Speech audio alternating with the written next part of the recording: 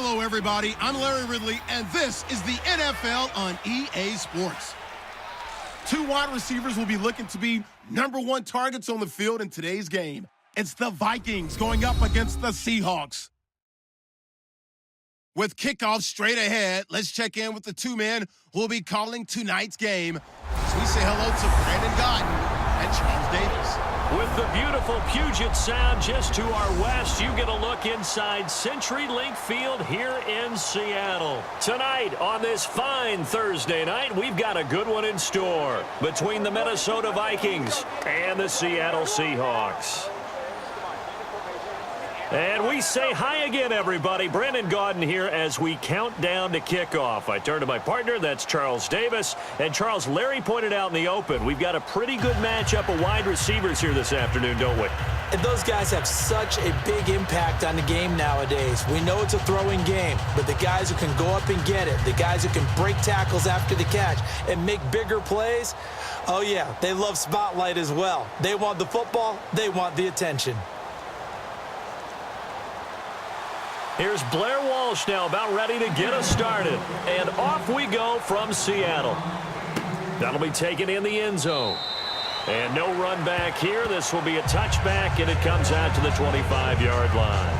Okay, partner, let's shift our attention to Minnesota. You see Sam Bradford. Let him do an 8-8 record this year. Teddy Bridgewater, everyone knows the story. He was going to be the quarterback. Bradford came in.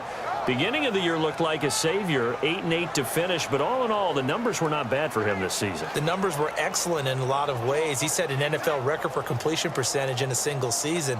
The hard part for him, offensive line breakdowns. Too many guys hurt, couldn't have any consistency up front, made it hard to generate the offense. But Sam Bradford, in my mind, will be the starting quarterback for the Minnesota Vikings in 2017. All right, there it is. You heard it here first. Now a first carry for Latavius Murray. A gain of 3, second down. Time to feature the offensive starters and to give some love to the tight end, Kyle Rudolph. He's been to the Pro Bowl already, battled a few injuries, but he's back and better than ever. Has added a little yoga to his regimen in order to make it more nimble. That makes it that much harder for the defenders to catch him. Now it's 2nd and 7.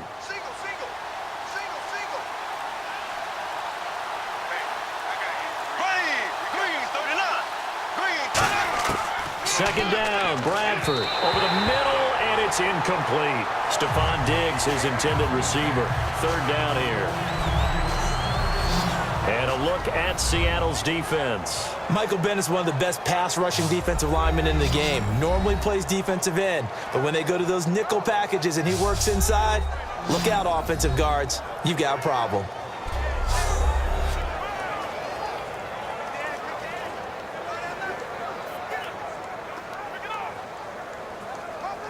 A tough spot here on their opening drive. This is 3rd and 7. On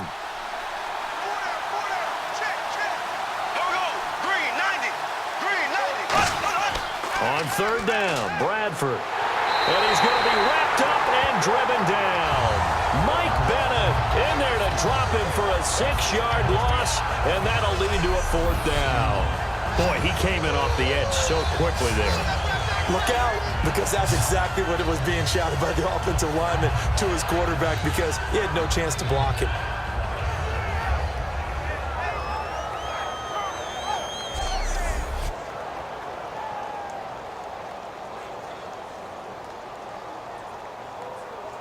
So on 4th down, here's Ryan Quigley now to kick this one away. Back deep for the Seahawks, the All-Pro returner from 2015, Tyler Lockett.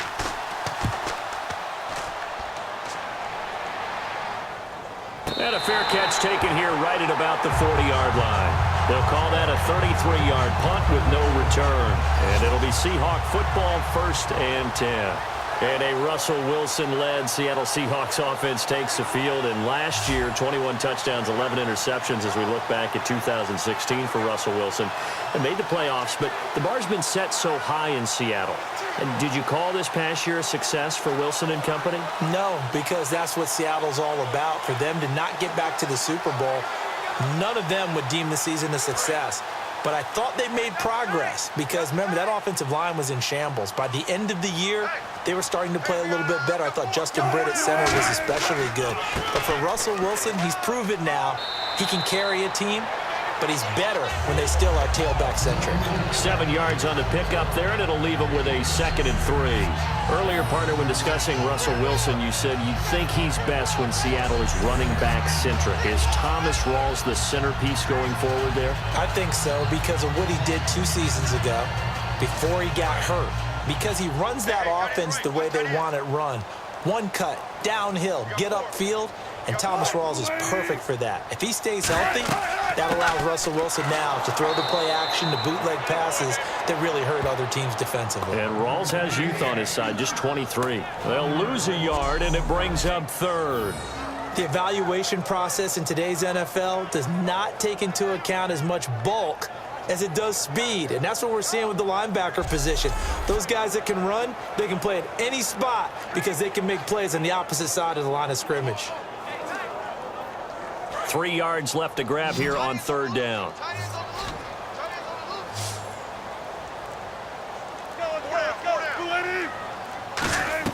Wilson now to throw on 3rd down. He's got Lockett. And he has the 1st down yardage before they bring him down right at the 45. And they're on 3rd and short. They just tried to spread the field. It worked. And I think that the spreading of the field, the extra receivers, has really become the next in the evolutionary chain in the NFL. Go all the way back in that situation, you're handed it to the fullback, right? As we evolve, maybe you pitched it to your tailback. Now you spread the field, and you have your choices of where to throw it and complete it for a 1st down. Now Wilson looking middle, and it's incomplete. The intended target, Doug Baldwin, and it's 2nd down. And a lot of the weight of this offense falls on the shoulders of the running back. That's because the offense knows if they give him any openings, any opportunities, he can turn it into a big play at any time.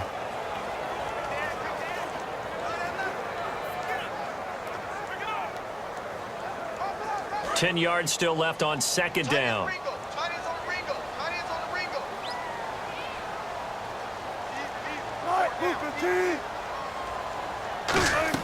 Again on 2nd and 10, it's Wilson. And he's just going to get rid of this thing. To no one here, he throws it away, and now it's 3rd.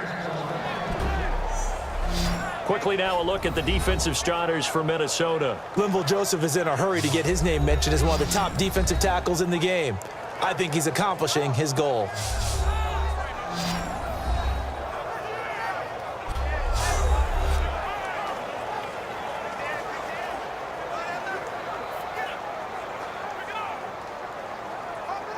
So incomplete on 2nd down. Now they'll look to convert here on 3rd.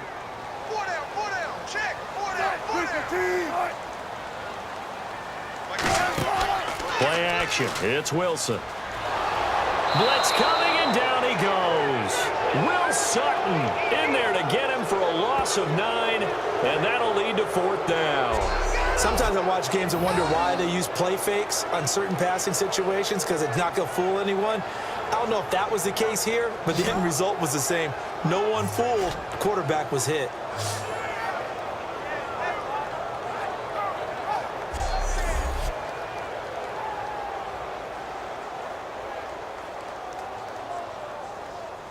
So on 4th down, here's the Canadian-born punter, John Ryan, to kick it away for Seattle.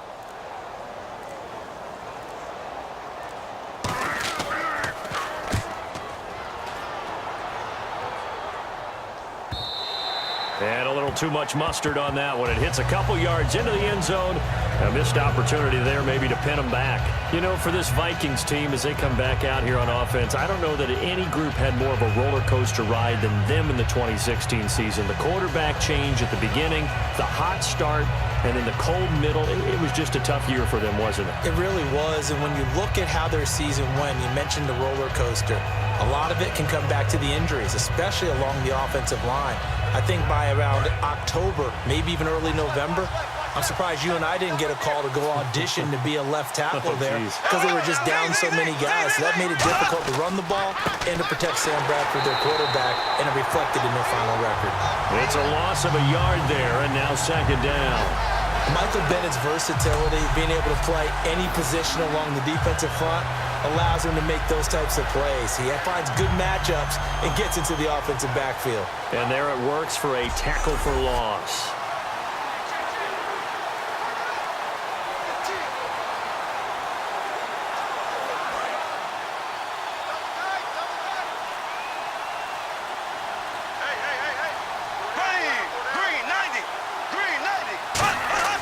Play action now. Bradford. Rush coming, and he's taken down.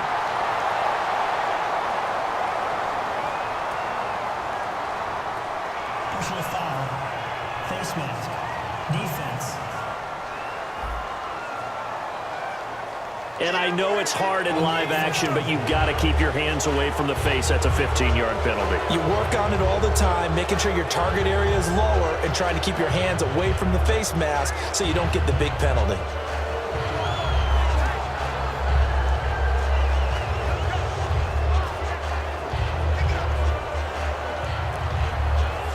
Fresh set of downs here.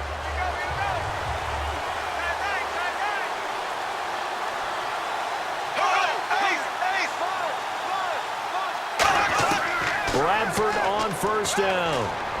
And he fires one that's intercepted. A great read, and it's picked off. And his guys are going to get the football at the 37-yard line. Naturally, we're going to say it was a poor pass, but the defensive guys say it was just a great play by them. They broke on the football, picked it off, and gave some momentum to their team.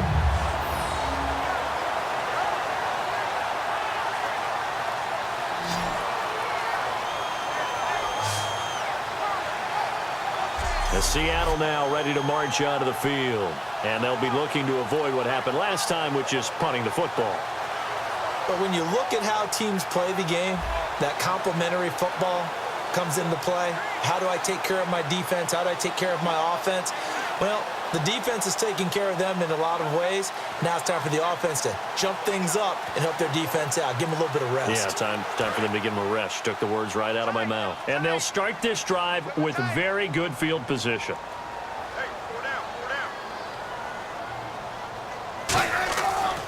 First down, this is Rawls.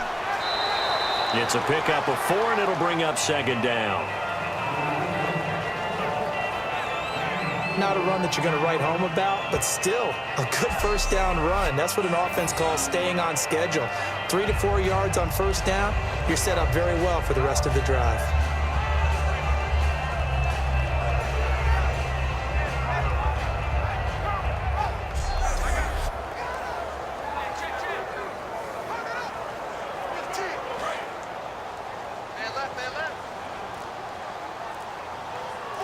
They'll come out in the pistol. On second down, Rawls. And he'll get this down to about the 30, 31-yard line. 3 yards on the pickup. That's going to set up an interesting third and about 4 to go. Some of the most unselfish players on any football team, defensive tackles, because we ask them to just eat up blocks and allow other people to make tackles. But when he can make a play himself, as we just saw there, that's a big day. An extra defensive back in the game now here for 3rd and 4. Now Wilson. He's got time, and he's going to be taken down here. A sack back at the 32. Everson Griffin able to get him down behind the line of scrimmage, and it'll be 4th down. And we say it all the time, have to be able to get rid of the ball sooner than that. You have to help your offensive line out. They're going to protect you as best they can. And if you're getting 3 to 5 seconds to throw the ball, they're doing a really nice job. But when you hold it and give up a sack, you're really almost discrediting their work. So on 4th down, Pete Carroll's going to call out his field goal unit. It'll be a 49-yard attempt from the left hash.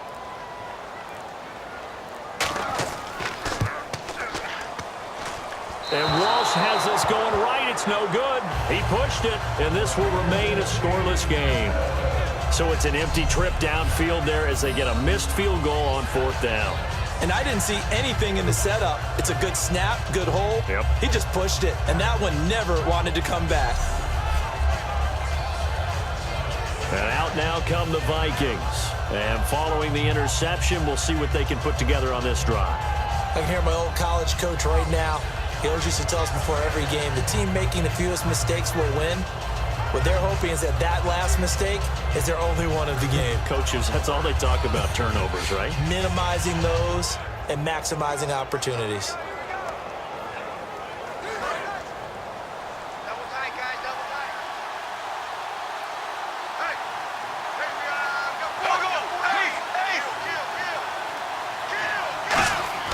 Here's Murray now as they run it to start the drive. And he is met at the line of scrimmage, and he goes down right there. Just a yard on the first down carry, so it's 2nd and 9. Now that's the type of play that'll fire up a defense. Hold them to 1 yard on a first down run. It'll be interesting to see if the offense decides to press the run at all, or if they'll abandon it now after gaining only 1 on that play.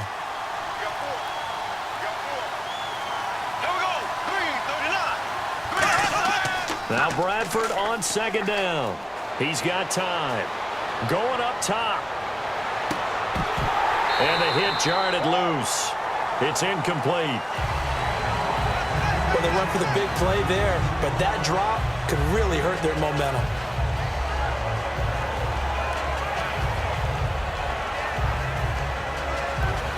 Third down here for the offense after the incomplete pass.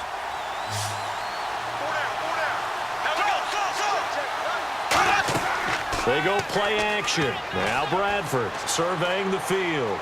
All kinds of time. He's going to take another shot here. And he can't come up with a pick. Nearly his 2nd of the game. Instead, 4th down. Well, he just threw an interception last drive. Nearly another pick.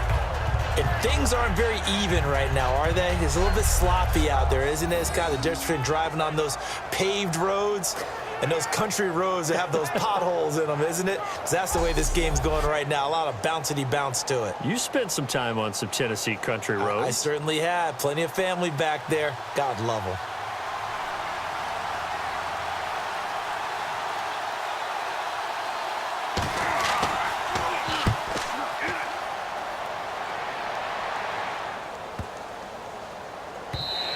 And that'll hit at the 5 and go into the end zone for a touchback. And Seattle now ready to march out of the field. And they were in field goal range the last time out but couldn't connect. And it's early in the game, so I don't think that the confidence just goes entirely out of, running your kicker back out there. But let's face it, some coaches have a little bit less patience for that than others.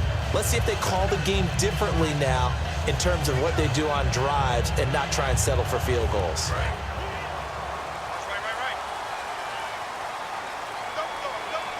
One receiver left, 2 to the right. They'll throw on first down with Wilson. He's going to flip that out to the flat. It's complete. And he's going to lose yardage here. Back to his own 18. That's going to go as a loss of 2, and it'll be 2nd down. Well, they tried to swing it out left into the flat, complete, but really nice open field tackling. And they played that one like a great boxer. They were on their toes on that one. They weren't back on their heels reacting to the play. No, they saw it, came right for it, and made a nice tackle for lost yardage. And the offense will be looking to get at least some of this yardage back here. It's 2nd and 12. They come up in an offset eye. Wilson again to Rolls. And he stopped immediately there. Maybe a gain of a yard that time, but from the spot, actually no gain. So 3rd and long. Well, a well-executed blitz, no doubt. Great job by the linebacker. Maybe the quarterback, if he could have seen that, could have audibled there. Yeah, he needed to be in a different play because that one just meshed perfectly for the defense. All the gaps were filled except for the one the offense really wanted to run through, and that was filled by a big man wanting to make a tackle. And he made a great tackle. Finding time. And incomplete on the deep ball. It's a tried-and-true formula, and I don't think it'll change for as long as we play football. If someone's trying to throw the ball and you can put pressure on them and make it tough, that's only going to help your defense. Yeah, he's since being hurried. He got rid of it before taking the hit, but incomplete.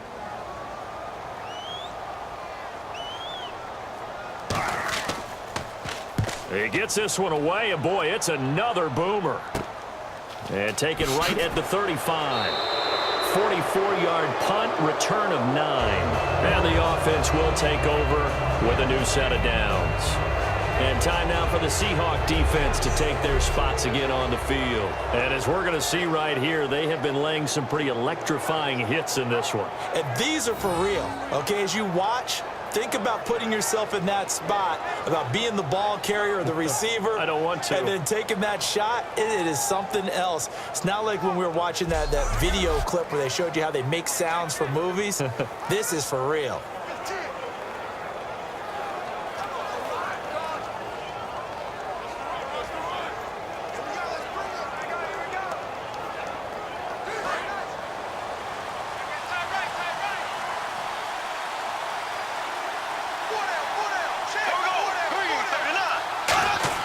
Bradford now to throw on first down. He couldn't quite hold it. Got hit.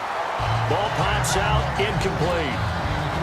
Even in today's NFL, when we think of the tight end position now as really a glorified wide receiver, we're still asking a lot of those guys. They have to block as well, and every now and then, they don't come down with the football.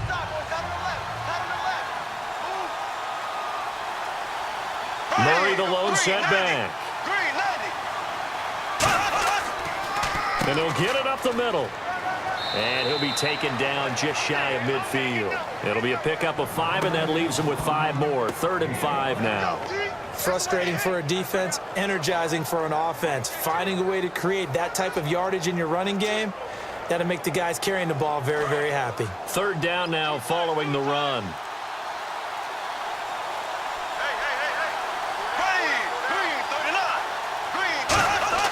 A play fake. Bradford. Under a heavy rush, and down he goes. They bring the safety on the blitz, and he busts through to drop him for an 8-yard loss. Well, a free safety blitz, that can be a gamble, but it proves fruitful there. Yeah, you're exactly right about the gamble, because oftentimes the free safety is the last line of defense against a long pass. And when he comes at the quarterback, he'd better get home and make the play. Otherwise, a big play could result for the offense.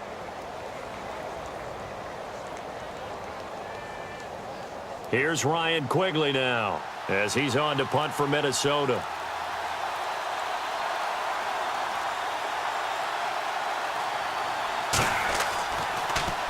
And the kick's away as he angles this one for the sideline. And this will be out of bounds at the what here? The 12-yard line. The Seahawks offense now, they get set to go back to work. And still no points on the scoreboard. You're coming off of the 3 and out.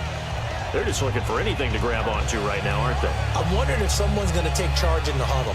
You know, we always look to the quarterback, but sometimes it's another player on the team, a star, a veteran, someone with some excitement and energy. It's like, all right, guys, let's shake things up and let's go, because they still have an opportunity to make things happen. Shake it off.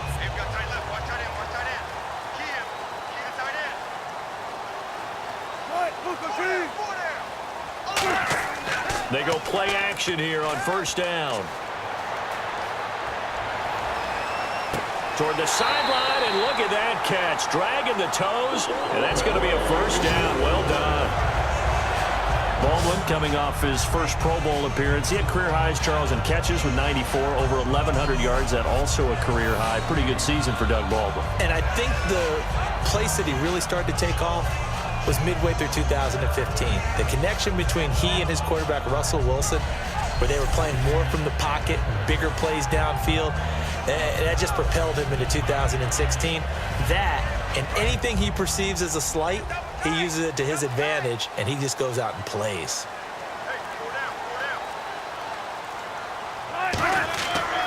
Wilson going to give to Rolls. And he's across the 40, 3 extra yards to the 43. A solid run on first down. Gain of 7 leaves him with a 2nd and 3. Some runs are blocked so well, you almost forget that someone has to carry the ball to gain the yardage.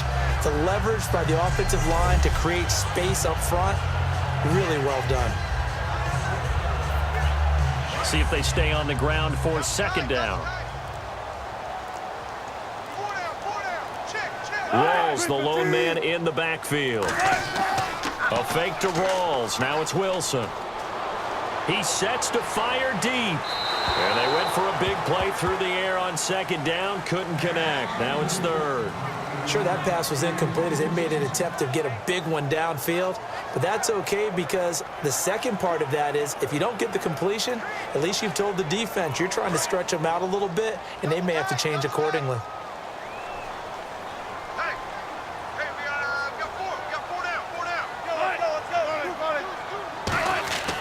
They run with a power back. Rawls losing 2 yards that time, and now it's fourth down. And the offense there, the O-line, everybody really on offense, they were just manhandled at the point of attack. Yeah, you could pretty much call them all out, couldn't you? Almost by name, right? That was a very tough sequence for the offensive line. But how about that defensive front creating a new line of scrimmage and creating a lost yardage possibility? Here's John Ryan now as he's on to punt for Seattle.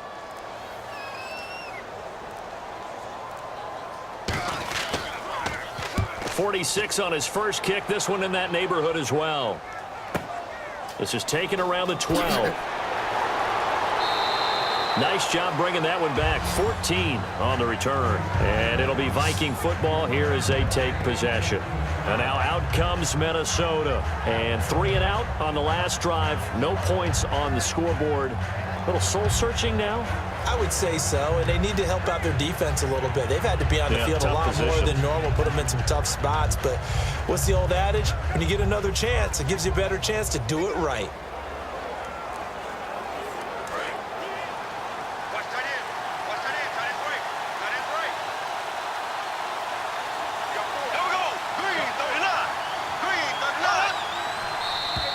Now flags will come in. I think this one's going to be on the defense for jumping.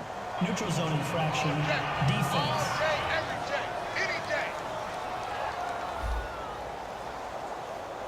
So a little jumpy there defensively. Ref caught him in the neutral zone. 5-yard penalty.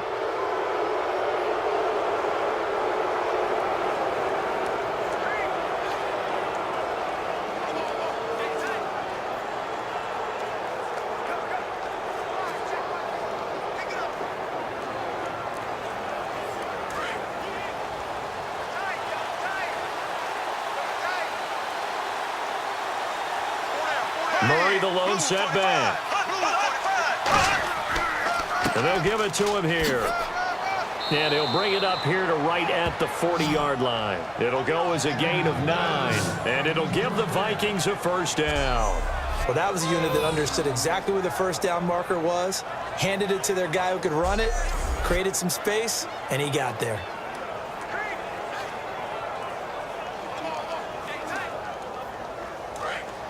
Looks like the defense in press coverage here.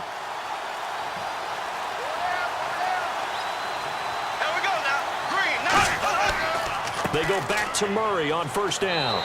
That's going to go as a loss of a yard, and it'll be second down.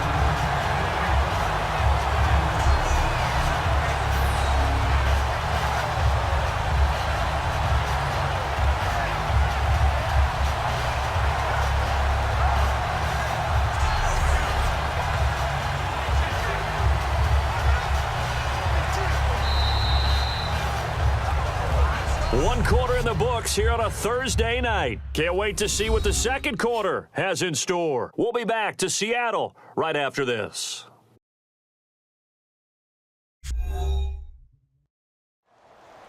Back now with Charles Davis. I'm Brandon Gaudin. Second quarter begins with the Vikings holding the football, but they face a second and long to start things out.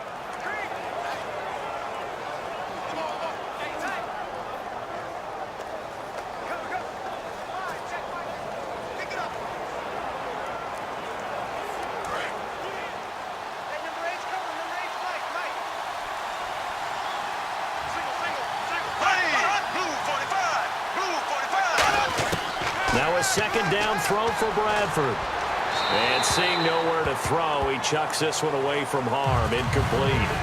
Now it's third down.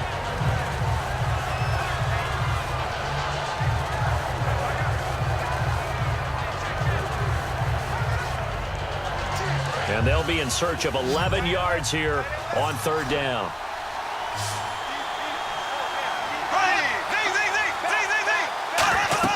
On third down, Bradford. He's got time in the pocket. He's going to loft one deep left side here. And is this intercepted? It is. It's intercepted. Picked off by the all-pro free safety, Earl Thomas. Earl Thomas, a defensive guy that can make things happen. Arguably the best center fielder in the game today. He patrols the middle of the field with speed and with fury.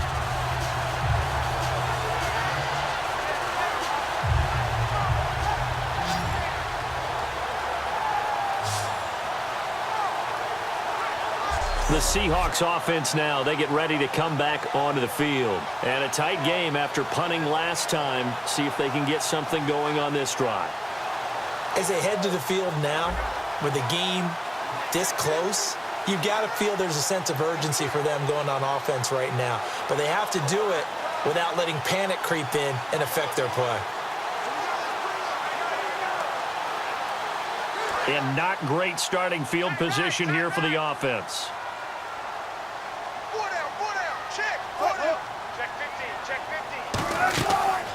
They'll run the option left.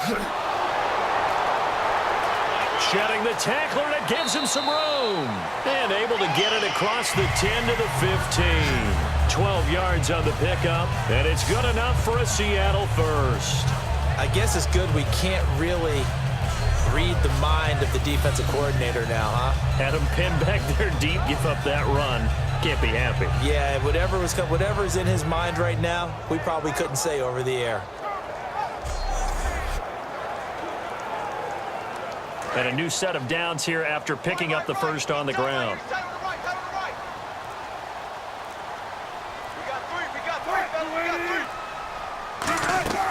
Another run, but this time it's Rawls.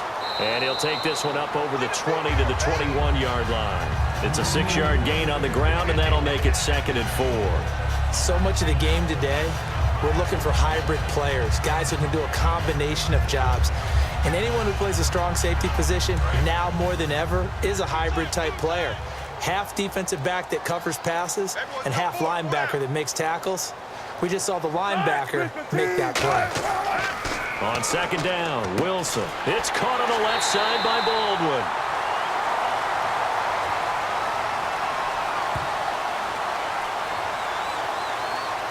Holding offense. So there you go, holding by the offense, and that'll push him back. Changes everything now as you try and figure out what your playbook has for you. Longer yardage situations, tougher to execute and pick up first downs.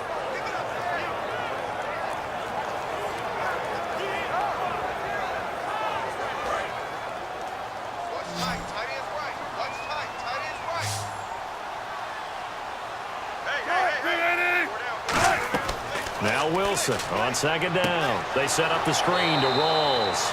And he is going to lose yardage here. So he loses 3 yards there. Now 3rd down. Now that screen there on 2nd down certainly didn't develop how they had hoped. Is that one they should have even tried, or is that one the quarterback sticks in his pocket? I think the latter. I like what you said there, because trying is one thing. We can second guess just about every call. But in this case, when you realize that it's broken down, just throw it at the feet of your intended receiver so that no one can pick it off, right? You don't have the ball tipped up in the air, and you come back and try and pick up the first down on 3rd down. That way you don't lose any yardage. 3rd and long. It's Wilson. He's got time. Look at the time. And he's going to be taken down. Sacked back at the 2. Emerson Griffin in there to drop him for his 2nd sack now here tonight. Well, they went with the nickel. They throw in an extra defensive back. Coverage was very good. Yeah, it was exactly as you would expect. A passing down. You bring in the nickel package. Just as you described, the coverage was excellent and allowed one of their linemen to end up getting to the quarterback.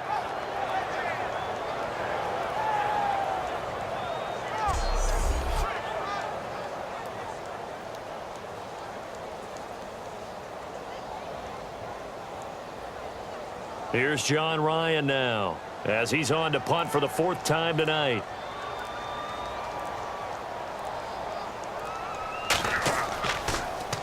This is away, but boy, headed straight for the sidelines. And big problems there. They'll say this crossed out of bounds at the 30-yard line. And now out comes comes Minnesota. And following the interception, just any interception, are you a little bit more cautious when you start that next drive, or no, you just throw that out the window?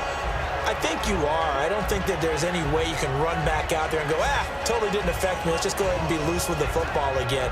You're going to take care of it, but you have to be careful about being too cautious because now you can't run any offense at all. Still want to attack. We'll see how they attack them here. And a great spot to start this drive from here.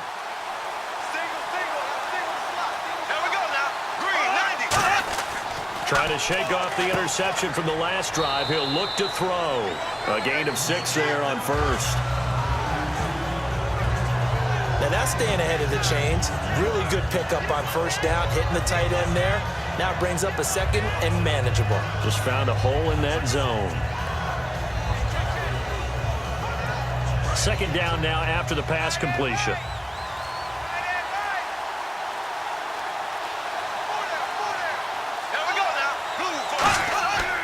They run from the shotgun with Murray. And a short gain here down to the 22. 2 yards on the carry there, and it's going to lead them to third down. They know that old expression, it's not my night. It hasn't been his so far. I don't know if the legs are a little bit heavy. Sometimes having to hang out all day and play doesn't exactly play to your advantage, but it's been a tough go for him. And every time he looks up, somebody's there defensively. That was the same case on that play. They'll run here. It's Murray. And he will have the first down across the 20 to the 19-yard line. Only 3 there on the pickup, but that's enough to move the chains. I don't know about you, but that almost felt like old-time football there. 3rd and 2 is not necessarily just a running down anymore. A lot of times they want to throw the ball. They went back to the roots and powered forward and got the first down. Looking to jam the receivers at the line here. Press coverage look defensively.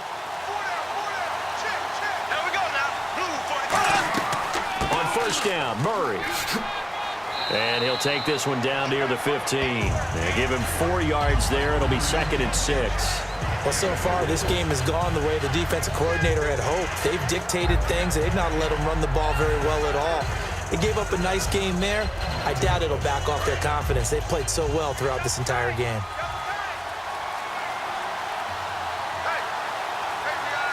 They come out here in the eye. 10th carry of the game now, Murray. And he is going to lose yardage here. He'll wind up losing a yard on the play. And just like that, it's third down. There's another example of why they haven't scored any points so far. I think it's time to abandon the run game, spread things out, and go to the air. It certainly can't be any worse than what they've done so far.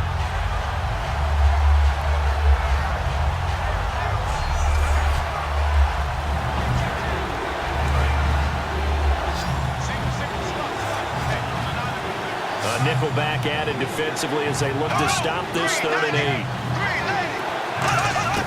Bradford from the gun on 3rd down. It's brought in by Floyd.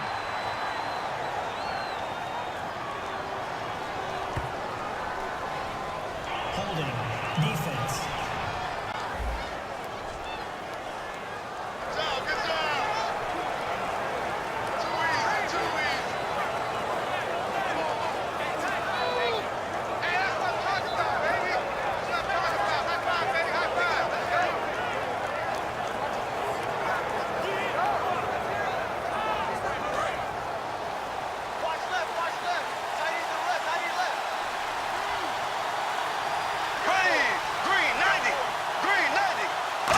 Goal from the 8. They'll run it now out of the gun. It's a gain of a couple, and it'll be 2nd and goal. Defensively, pretty good start there with their backs against the wall. That's a win for the stop troops right there. And if I'm them, I get a little bolder now. They won the first battle. Keep coming after them. Put the pressure on them.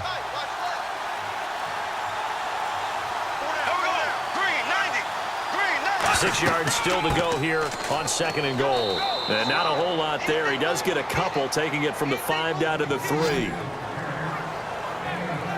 Brandon, now we find out what their definition of commitment is. They've run it on the first 2 plays. Do they come back and do it again? They're that much closer to getting into the end zone. Yeah, inching closer and really knocking on the door now. So 3rd and goal. The defense in the dime. Can still bring pressure. Third and goal, Bradford. And that is incomplete. He was looking for Adam Thielen there. And it's 4th and 3.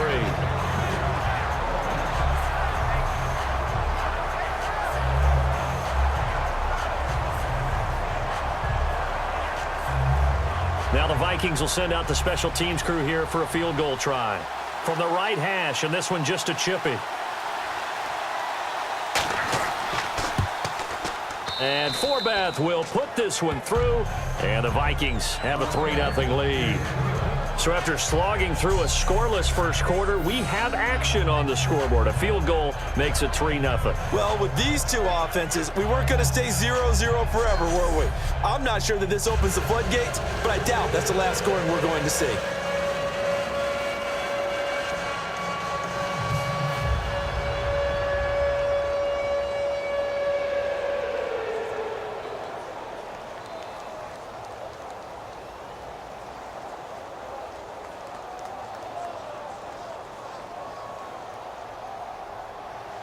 Forbath now to kick it away after the made field goal. This fielded at the 2. And he'll take it past the 25 and up to the 28-yard line. The Seattle now ready to march out of the field. And on the last go-around, they really couldn't get anything going. They had to punt from deep inside their own territory, which means you're going to lose the field position battle as a general rule. What they're looking for now is a little more consistency, move the ball at least a few times on offense, get a couple of first downs, and hopefully flip the field. Yeah, just something to build off of. That's what they're looking for here.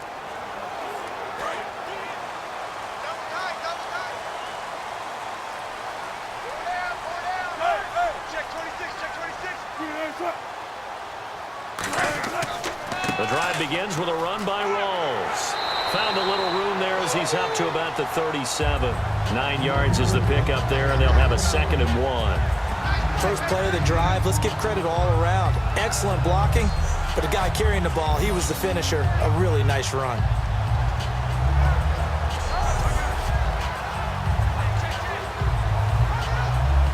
Second and just 1.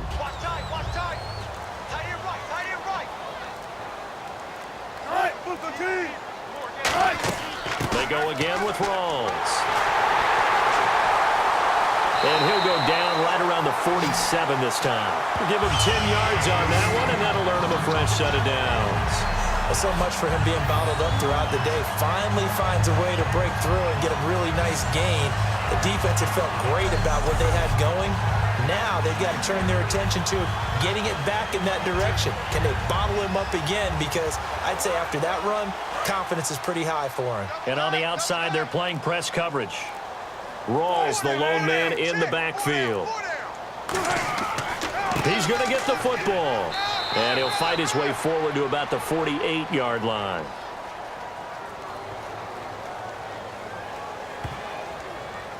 Holding offense. So he got his hands a little too far outside. The ref caught him, threw the flag.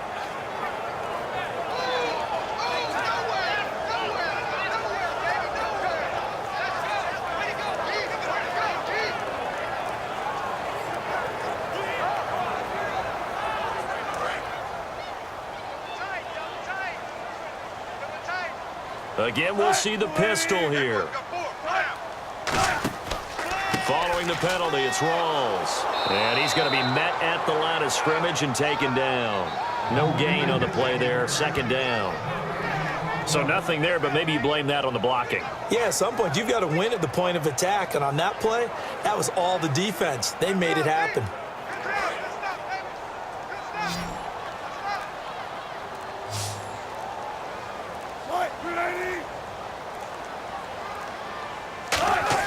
Now they'll throw it with Wilson. Out to the flat. That's complete to his running back.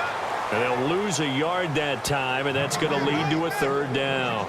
Really good defensive effort. They were all over that little swing pass out to the right side before lost yardage. Terrific read, better execution, and done with a lot of enthusiasm, wasn't it? Absolutely. They saw it all the way, ran to the football, and caused a nice play for lost yardage.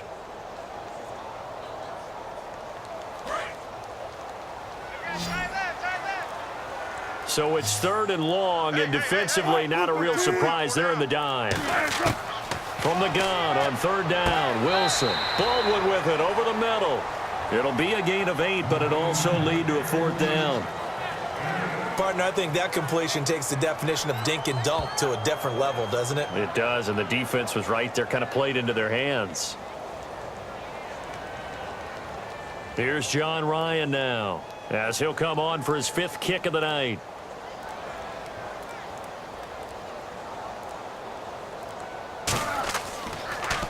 And he deserves a bronze leg as he gets this one away.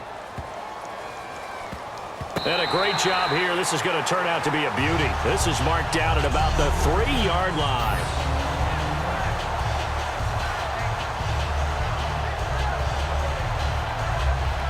And now out comes Minnesota. And last time they got 3 points, but it was a chip shot field goal. And when you go to the sideline after a chip shot field goal, maybe the offense not too happy.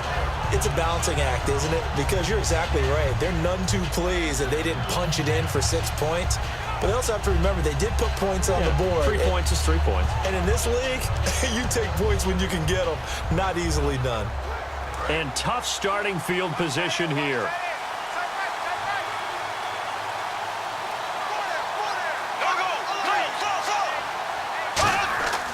They begin the drive with a run by Murray. They'll try to get forward, but he's going to be stopped in his tracks at about the 3. The tackle made by K.J. Wright. Really shouldn't be a surprise. It's going to be hard to move people in this situation. You know they're going to bring the pressure defensively. Because I remember playing in these spots, and my coaches always say, don't be afraid to try and create a safety, too. They're going to bring pressure. 2 minutes to play here in the first half. Back to CenturyLink Field after this. We remind you that coming up at halftime, we'll take you to Orlando and Larry Ridley. Larry will have highlights and analysis of this first half. I'm guessing mostly defensive highlights that we will see. Yeah, and that's kind of cool. No touchdown scored yet so far. Yeah, none whatsoever. And on 2nd and 10 now.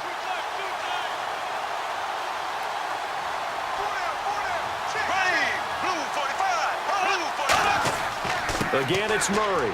He can't bring him down. The weight room does work. And now the Seahawks are going to take a timeout here on defense. It's just their first, so they'll have 2 remaining here before we get to halftime.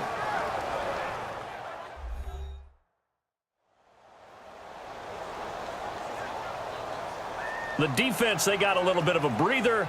Now they're back and set as we resume play.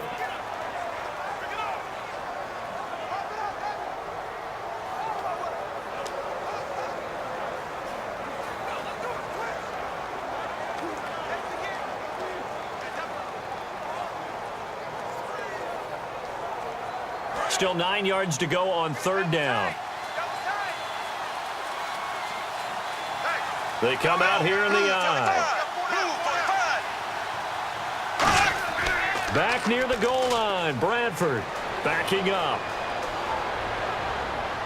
And they can't get the long connection as it falls incomplete.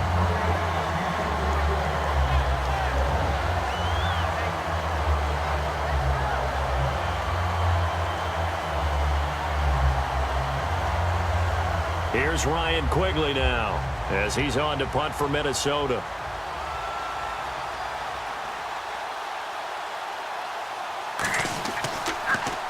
And he's able to get it out of there. Now it's Lockett. It'll be a 39-yard punt, no return. And the Seahawks will have great field position to start this drive. They take over on the short side of the field. And Seattle now ready to march out of the field. And last time out, they had to punt the football away. Anything positive possibly to take from that? There always is when you're punting the football away. It doesn't sound like it because you're giving it up, but you've avoided a mistake. At least you didn't turn it over, You didn't turn it over, right? You're giving your defense a chance because you're punting the ball away, and they're set to go on the field as opposed to sudden change after a turnover, and wow, now we got to go out there and stop people. So, yeah, there's always something positive to be gained from it. From midfield now, here's Wilson. And he hits Jermaine Kearse. Give him 9 there on the first down completion. And quickly they get to the line. On second down, here's Wilson. Wide open receiver complete. And brought down, but not before they're inside the 25.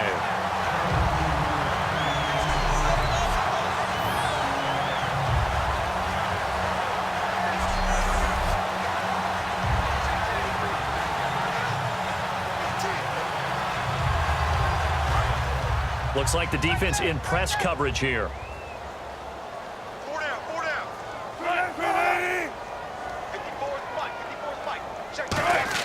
On first down, Wilson. And a quick throw here that's complete. And they'll bring him down at the 18-yard line. Now whistles come in. We're going to get a timeout here by the offense. So that means they're down to one remaining here as we head toward halftime. And welcome back, the offensive unit. They took the timeout, and now they get set to line up as we resume action.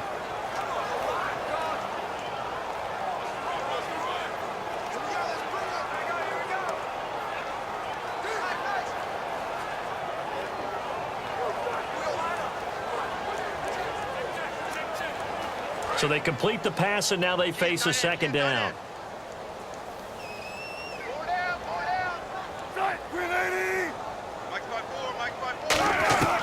Again, Wilson. He's going to leave this for his running back. It's complete. And he is in for the Seattle touchdown. Thomas rolls. An 18-yard touchdown grab. And the Seahawks have taken the lead.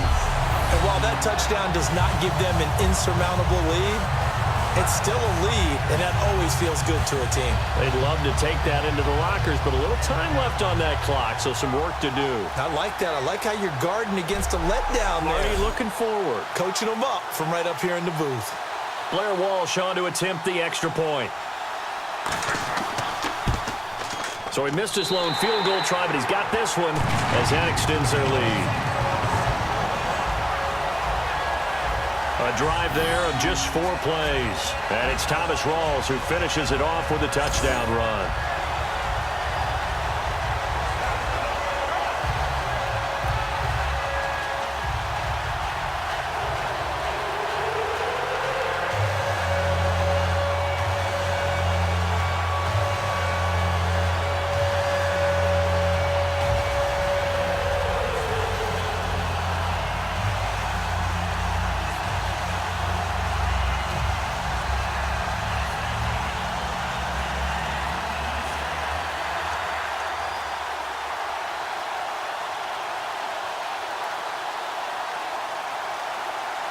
After the touchdown, Lutz to kick it off. That's fielded in the end zone. And he'll take this up past the 20 and down at the 22-yard line. And now out comes Minnesota. And what do you think goes on here in this situation? If you got the football, you're trailing, you're back in your own territory with just a little time. Do you try something? You're thinking about jump-starting your team, right? You just mentioned it. They're down. They're trying to get back into the game. But you got to figure if something goes wrong, you may have put yourself in a spot where you may not be able to come back in the second half. Managing risk, this is a big decision here.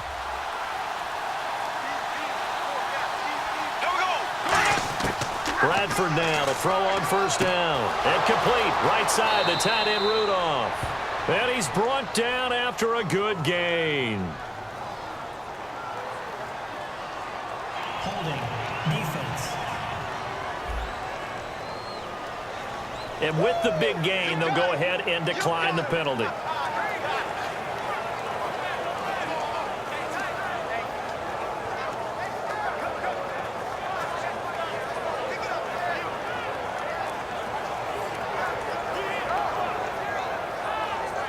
Offense comes to the line now, 1st and 10. Murray the lone setback. First down, Bradford. He's got it complete to Stephon Diggs. And he is down deep into Seattle territory. Now hold everything here. We're going to get a timeout by the offense. It's just their first, so they'll have 2 remaining here before we get to halftime. And we're back. The offense had a chance to talk things over. We'll see what they come up with here on this next play.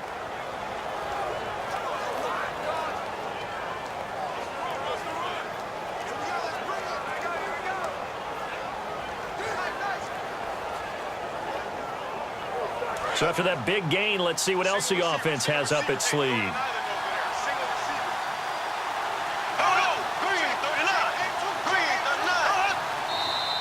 Now we've got movement up front, and I think this is going to be on Minnesota. False start, offense.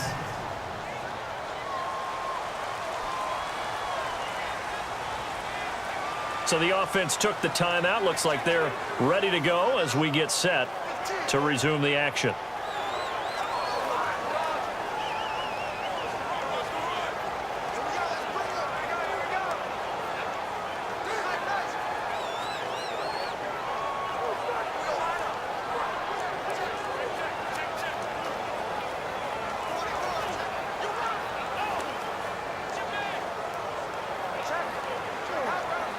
The penalty on first down backs him up 5. It's now first down and 15.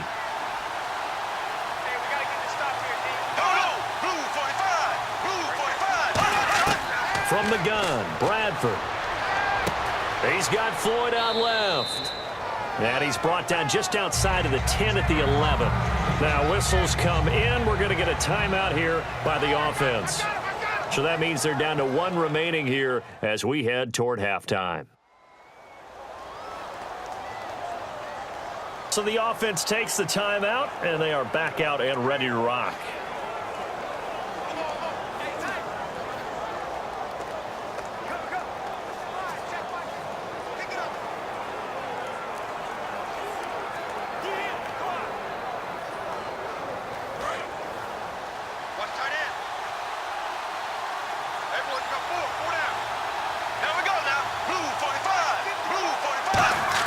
Bradford again.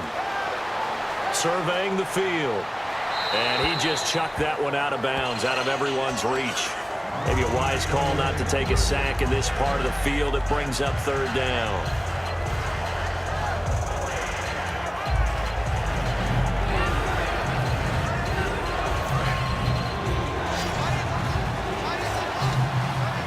An extra defensive back on the field here for third and goal. Third and goal, Bradford. Finding time. Still back there. And eventually taken down here. Great coverage downfield. Now hold everything here. We're going to get a timeout by the offense. And with halftime on the horizon, they'll be out of timeouts from here forward.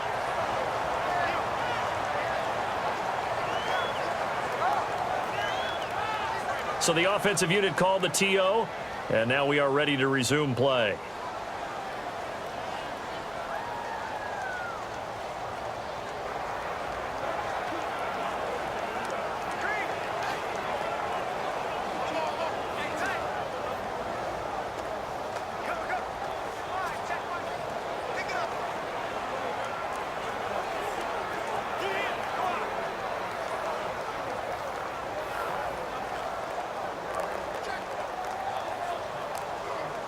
So they won't get a touchdown, but here's a chance to at least get 3 to end the first half. From the left hash, this from 34. And Forbath will put this one through, and they'll get it back within a point at 7-6. So a field goal here. They're still down, but they put a dent into that lead before the break. And that's got to feel good because now they've seen that they can put some more points on the board, and that gives them a whole second half to get back to where they want to be, and that's in the lead.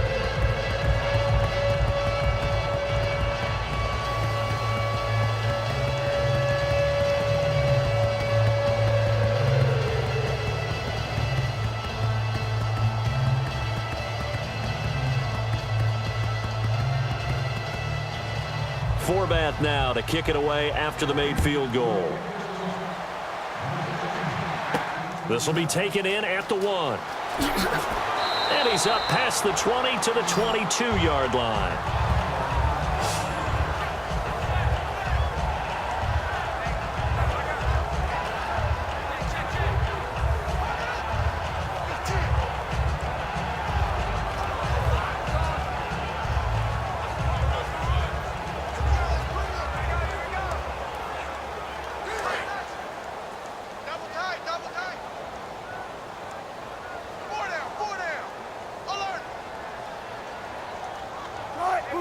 And with time running down, they go down to a knee.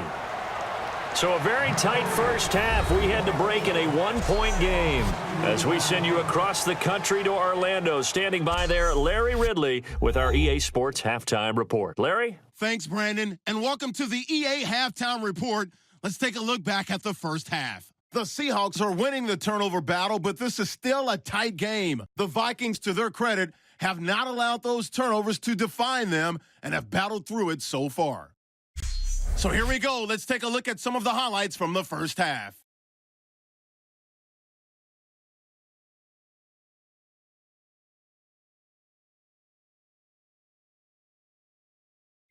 Seahawks take over late in the second. Coverage breaks down here, and he'll take this all the way for a touchdown. They're now on top by 4.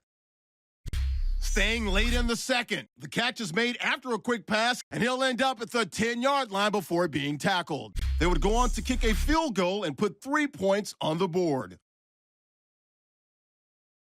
We're set up for a great second half, so let's get you out to it. Here's Brandon Guyton.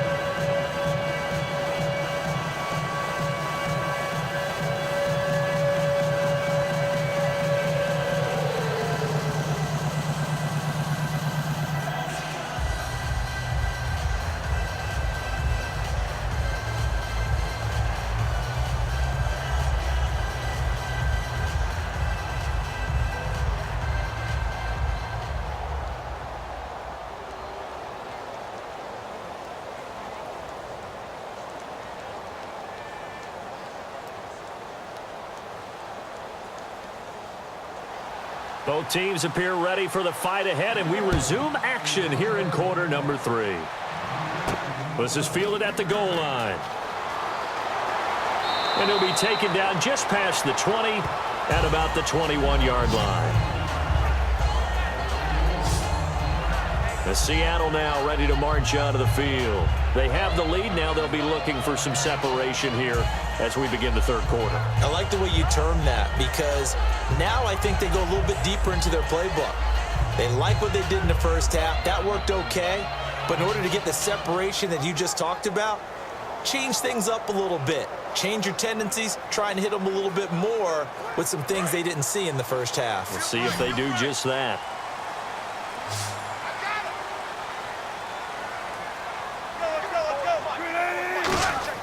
Well, throw on first down with Wilson. He's got time in the pocket. And incomplete. He was looking for Thomas Rawls there. That'll bring up second down. CD, wanted to get your thoughts just on the landscape of the offseason for each of these teams. Super Bowl in the rearview mirror, but so much going on. People look at the draft a lot, but there's a lot more that goes into the offseason for these front offices, is there not? It certainly is, and then even before we get to the draft, you start with the combine, that's held in Indianapolis every year, and you have about 350 of the top prospects coming together to get their physicals and interviews and on-field performance, and all that will get evaluated along with their game tape. And then you've got the free agents, all right? That starts, I believe, in early March, where now the free agents can start moving around to different teams. So your team's starting to take a little bit of shape there, free agency, because then the draft's coming up. You're trying to put your team together with new draft picks, have everyone start to move in one direction, and then you have the OTAs and mini camps. You get to see them on the field for the first time, and we start to get a better idea of how these teams are going to look when the fall begins. He's got Curse. And he's able to get the first before he's taken down at the 36. So he makes the grab and the change move forward. Nice job by the offensive line, giving them time to complete that first down pass.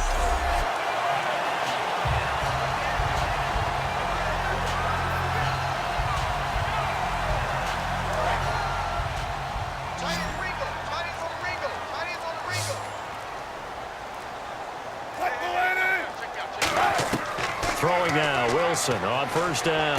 It's caught on the left side by Baldwin. And he'll be taken down, but not before he gets into enemy territory. I don't care how many times you tell the story, it never loses its luster for me.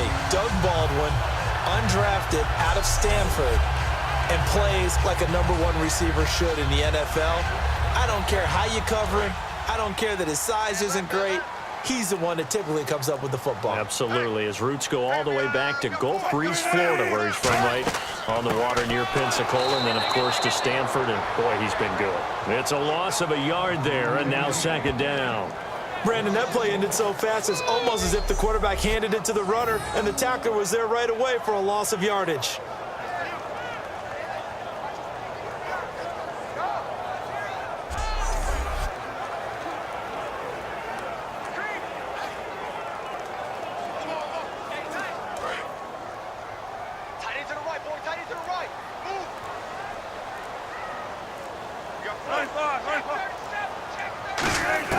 From midfield now, here's Wilson. Drops it underneath for Rawls.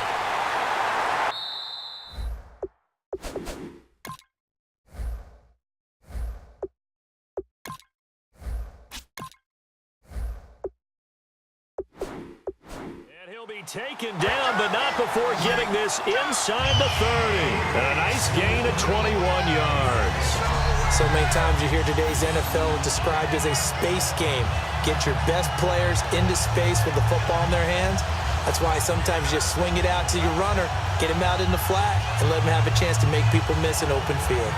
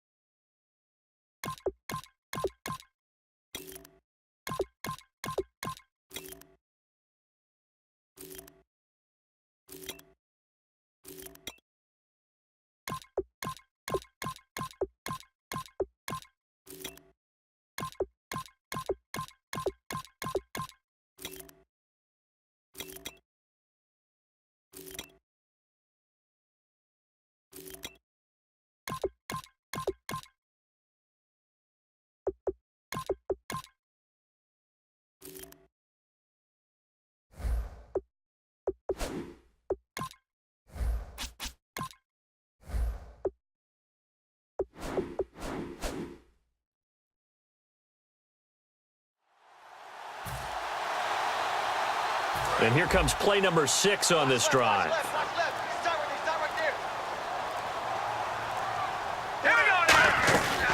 On first down, Procise. Trucks through him. Oh, man, right through him. It's a 6-yard pickup, and it gets him to 2nd and 4. Offensive linemen love creating space for their...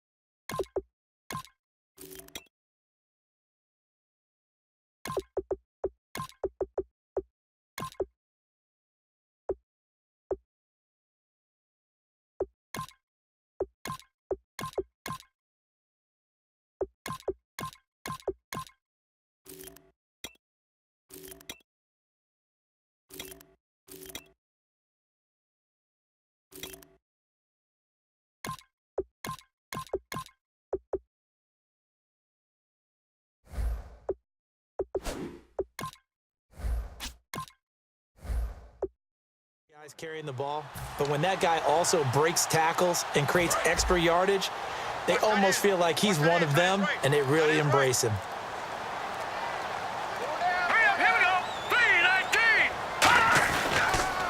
A second down carry for Procise. And he'll be brought down inside the 20 at the 19. But just 4 yards on the pickup, but that's good enough to extend the drive. So many teams want to throw the ball in this situation nowadays, but I love watching a team that has enough confidence to go ahead and run the football. In that situation, that's almost a tendency breaker. So they pick up the first down after the run, and now they approach for the fresh set.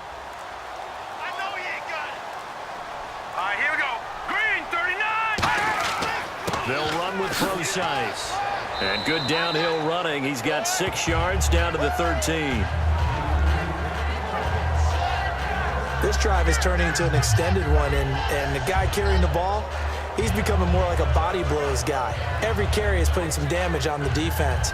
So after a while, I'm not too sure how many guys are going to want to run up and tackle him. Set. Green, 39. They'll run the option left. And now they're inside the 10 as he's brought down at the 9. 4 yards on the play, and that leads to the 1st and goal. And third quarter here, you've got the lead. This is where that strong run game can really benefit you. Stayed in bounds there, kept the clock going. I like all the points you just made there. And if you throw the football and it's incomplete, now you've stopped the clock and you've helped out the guys on the other side of the ball. So keep it in the hands of those runners. Keep moving it. Keep grinding clock. 4 down, check. 4 down. All right, here we go. Blue, 90. They'll try and run down here with Procise. And able to push his way forward here for a good little gain. It's a good pickup of 7 yards, and now they're looking at 2nd and goal. And that looked like some pretty easy yardage there right up the gut. And he's a guy that has some height to him. So when you don't have to drop a shoulder or create or get through contact or trash, makes it a lot easier to stay upright, see the field, and make a run as we just saw there. And this seemingly endless drive continues. 2nd and goal from the 2-yard line. They'll run it. This is Procise. And he's across the chalk into the end zone. Touchdown, Seahawks. C.J. Procise taking it in from 2 yards out. And the Seahawks find a way to stretch their lead. I know we don't talk about it enough, but the intelligence level of the guys up front blocking, the offensive linemen, maybe the smartest guys in football overall. Add in a little bit of athleticism and a whole lot of toughness, you've got a lot to deal with, don't you? That's why the guys in the backfield get them really nice Christmas gifts, right? If they're smart, they do.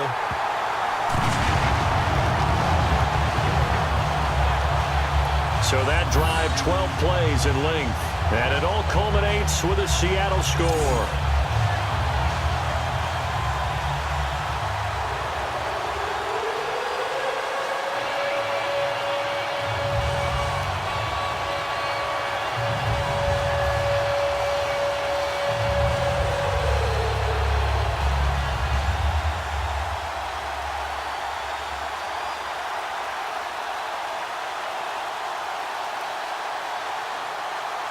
And so we have the touchdown. Now here's Blair Walsh to kick this one away. This fielded a few yards into the end zone. And no run back here. This will be a touchback, and it comes out to the 25-yard line.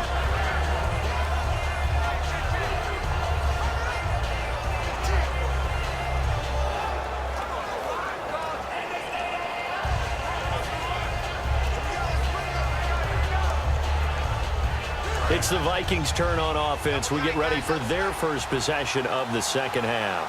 They trail offense, first time to touch the ball in quarter 3, and we'll see what they can do. And I can't wait to see what they have planned, because some teams script to start a half. Other teams just go, okay, these are the sequence of plays we want to run. These things work well for us. And sometimes they throw in that big chunk play right away. Shocker. Try and get after them early and try and create a big play to give themselves some momentum. See what they have up their sleeve.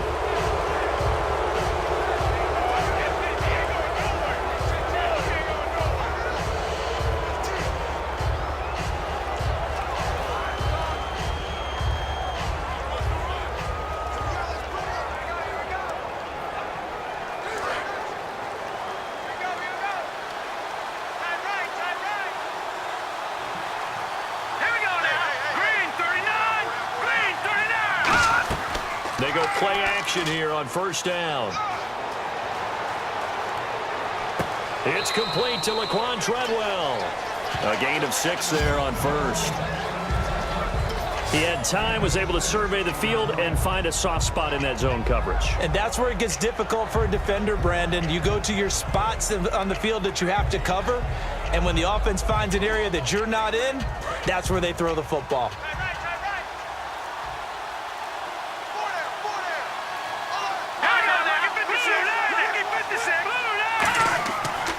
They run it with McKinnon. And some room to work. And taking it across midfield and inside the 45. It's a 10-yard pickup, and it moves the chains. Absolutely love the run right there. This guy's known for his quickness, but also for his speed. And he's able to get to the second level almost before you blink if you give him any type of blocking. Always talk about slot receivers, and they're usually known as quicker than fast. In this case, we've got a guy who's quick and fast, and he used it to great advantage.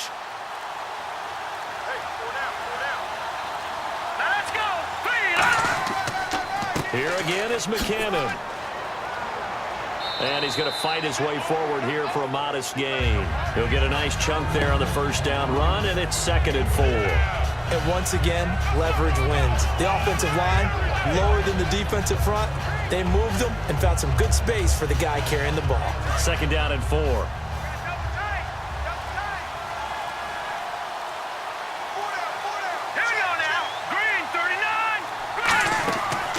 Play action. Keenum. He's going to launch this thing way downfield.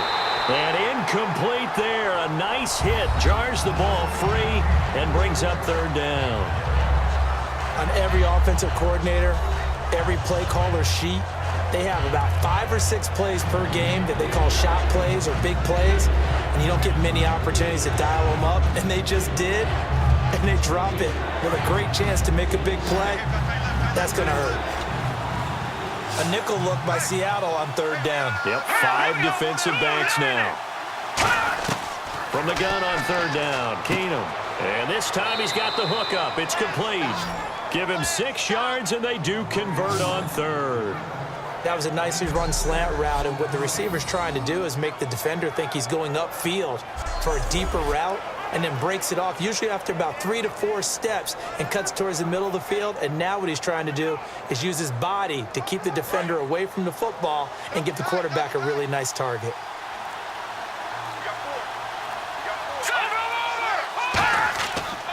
McKinnon. And room there to work it inside the 25. It's a 7-yard carry to set them up with a 2nd and 3.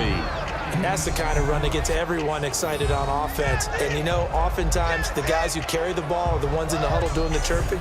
Right now, I think it's the offensive line telling them, run it again. We are right there about to break a big one.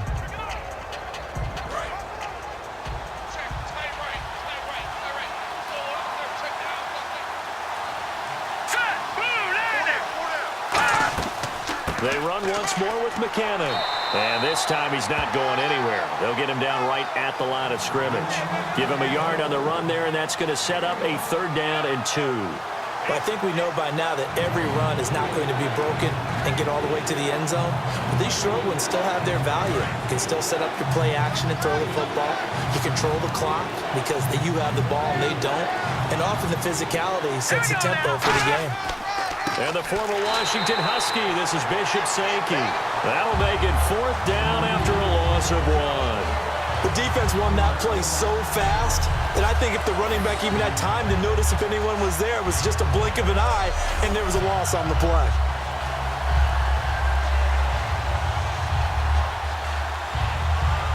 So now the field goal unit trots out there for the 3rd time tonight. Right hash mark of 42-yard attempt. And Forbath will put this one through, and the drive will wind up yielding 3. So it's a 3rd field goal for him now, and he's accounted for all 9 of their points thus far. And he's definitely keeping them afloat. But we say it so often, field goals are not going to win you games in the National Football League. They've got to find ways to start capitalizing when they get down near the red zone.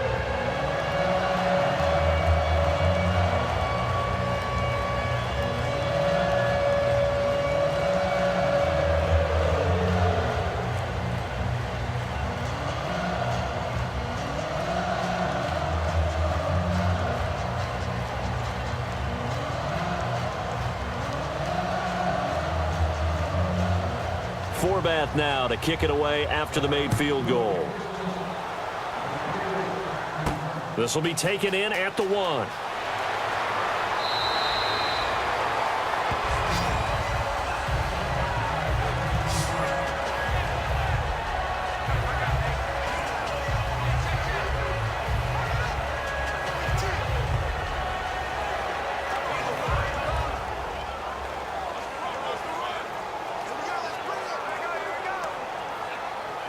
And out now come the Seahawks. And that recipe on their last drive that resulted in a touchdown looked pretty good, so they'll be hoping to do that once more.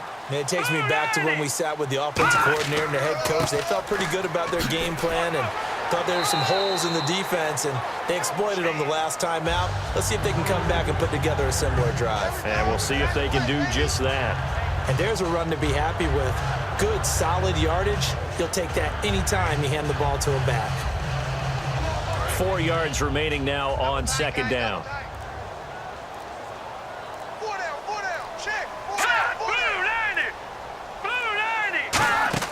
And now a first chance for the backup. Nowhere to escape, and he goes down. The safety blitz staged to perfection that time as they sack him for a loss of 6. How about that? One of the so-called little guys putting the pressure on. That was the strong safety. When I was in college, we often called that a lightning blitz.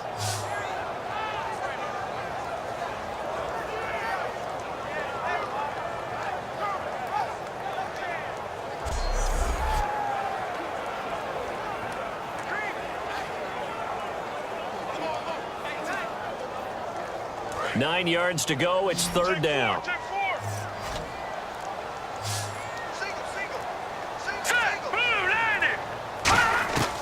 Davis now.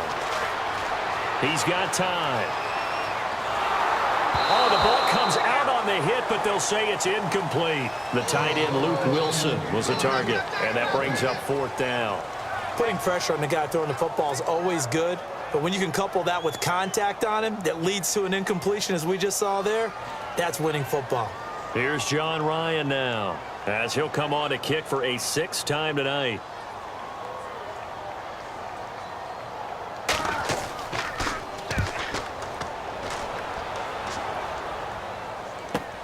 And taken right on the 30.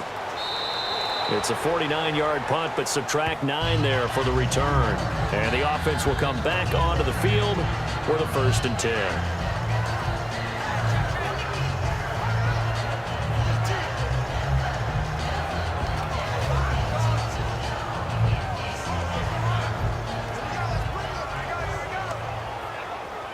The Vikings offense now heading out to take over. And last time able to get 3. It's not what they wanted. They wanted 6, but they got at least something. They mustered something out of the drive. They'll take it. I like the way you've described it. Not ideal, but they'll take it. Anything to put some points on the board. But this time on offense, they don't even want to see the field goal kicker trot on the field. They want that ball in the end zone. Yeah, they'll be going for 6. Well, you mind if we go off topic for a second? No, let's go. I like to do that randomly. AFC playoff contenders for this year that didn't make it last season. Who do you have that might get in? Well, I think Cincinnati's got to be considered there. Maybe they'd have an offseason that's calm, and they go into this season and try and get back to the playoffs where they've been perennials. How about Denver? Yeah. Remember last year, they didn't have the quarterback to start. Trevor Siemian played pretty well overall, but maybe they can get solidified there and ride that strong defense right back into the playoffs. I'm going to give you a couple a little bit off the pace. Indianapolis cannot afford to squander Andrew Luck, one of the better young quarterbacks in the game. They've got to get back to the playoffs. And Buffalo, brand new head coach, brand new people running the ball club. Let's see if they can figure it out, because I think defensively they can be awfully strong. And on third down, a nickel formation here defensively. Throwing on third down, Keenum surveying the field. And this one is incomplete.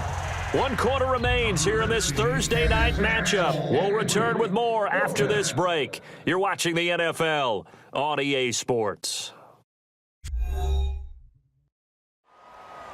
Back now in Seattle, Washington. It's the Vikings in possession of the football, but they need some points. They're trailing here to start the 4th.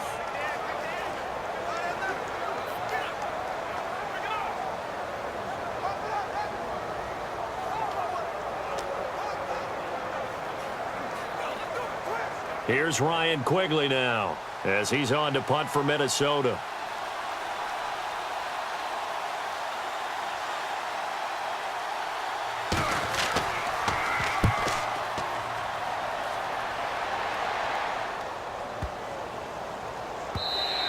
And this one hits at the 1, continues on into the end zone for a touchback.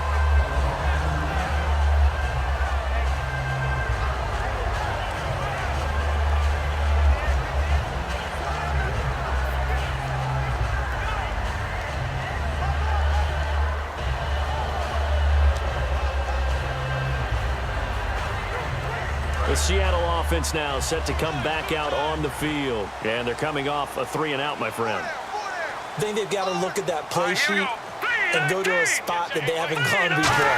Time to shake things up a little bit to try and get this offense moving. Okay, so how do you do that? How do you shake things up? You look at what you've called before, realize it hasn't worked Go to so something well, else. and maybe try and find one of those special plays from one of your better players, and maybe try and hit something big and get things going in the excitement area. I know that every now and then we get in those meetings with coaches, and you almost want to roll your eyes when they talk about staying on schedule when they're moving the football. But would you say a 7-yard run is ahead of schedule? Fourth quarter with a lead, you love that, don't you? No doubt about it, because staying on schedule is trying to get 4 downs on first down. They did that, +3. Again, they run. Again, it's Procise. And he gets this one just shy of the 40. They'll mark him down at the 39. When a coaching staff sees their team run the ball this successfully in the fourth quarter, they're really excited, because you can plan for a running game all you want and want to press that advantage when you get it. But for the most part, it's a little bit of a surprise. And right now, they've got to keep that going, want to continue to grind out the clock, because it's definitely in their favor at this stage of the game. Can they close the game out and continue to do exactly what we just saw there, and that's run the football? Complete. Richardson has it. And he'll get it out a couple yards shy of midfield at the 48. Give him 9 there on the first down completion.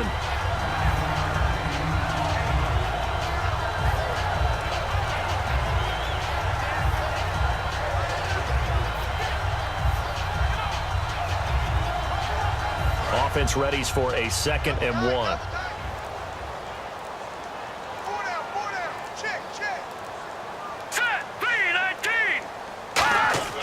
Here's Procise. And he'll be brought down at the 48-yard line. A gain of 4 that time as the drive continues. 2nd and 1, and people want to run the football. This is where every back in the league is supposed to do exactly what we just saw there. Pick up the first down.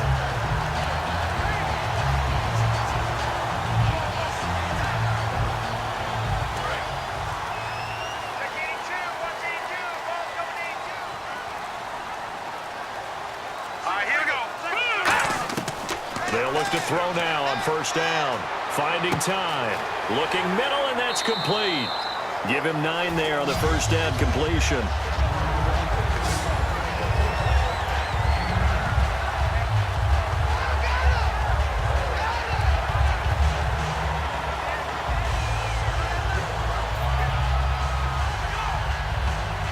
Second down, they need less than a yard to pick up the first.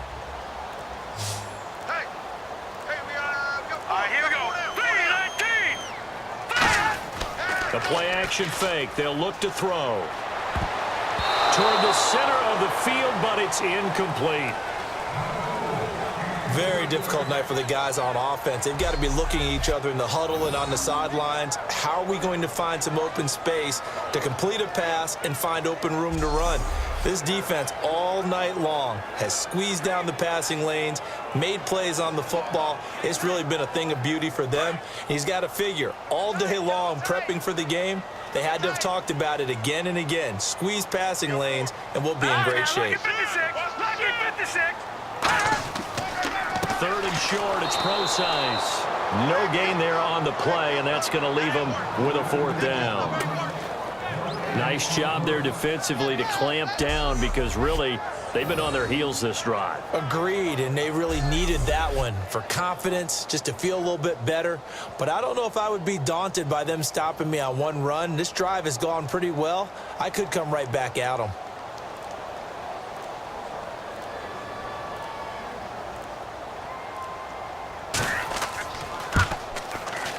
And this won't get there. Won't be on line either. It's no good.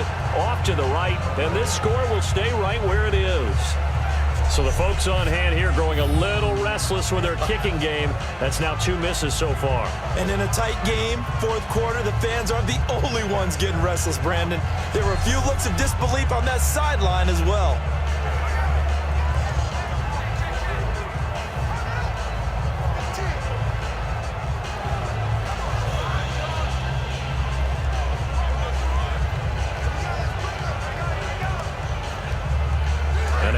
Comes Minnesota.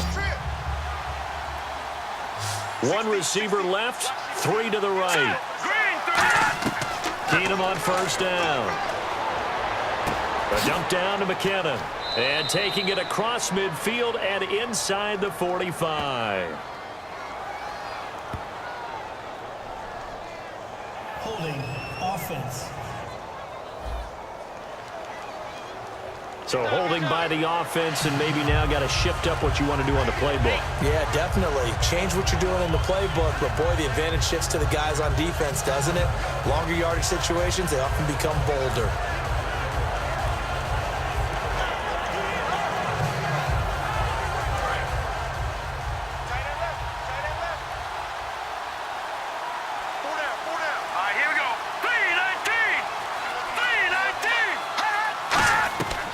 Shotgun snap for Keenum.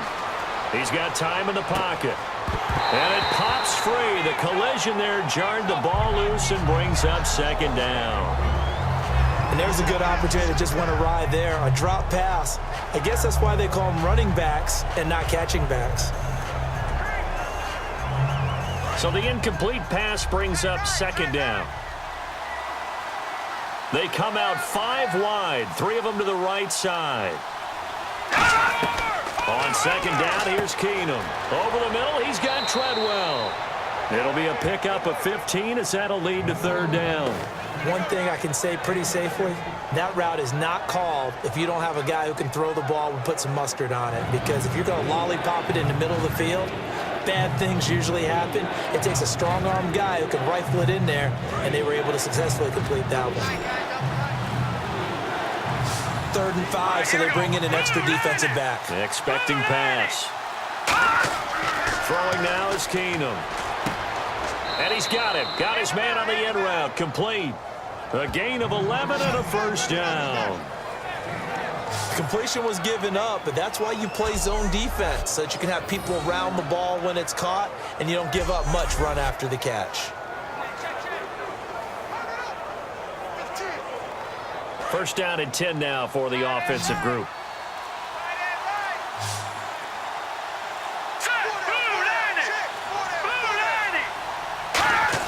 On first down, it's Keenum.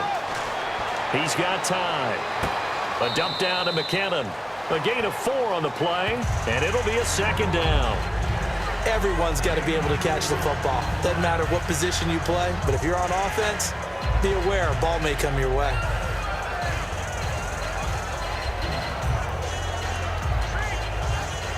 Six yards here to go for the offense on second down.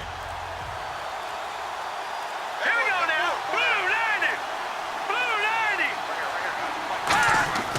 90. Keenum to throw again. Going right side here, and that's complete. 4 yards on the completion, and it sets up a third down.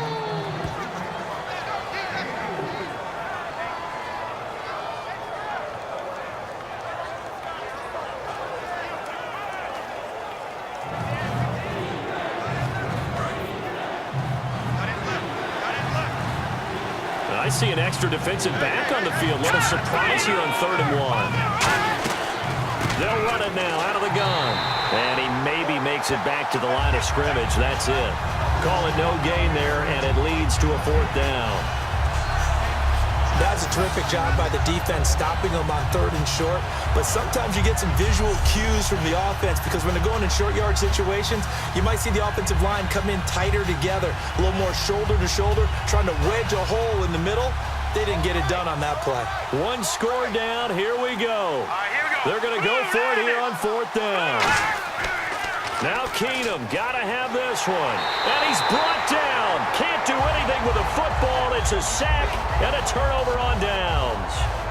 Well, the D brought the house. They called the blitz, and they get to the quarterback, overwhelming the O-line. And I would love to know, and we'll find out later on, was that called before the play, or did they audible into it? Because defenses change plays as well as offenses. Sometimes they get the set they want.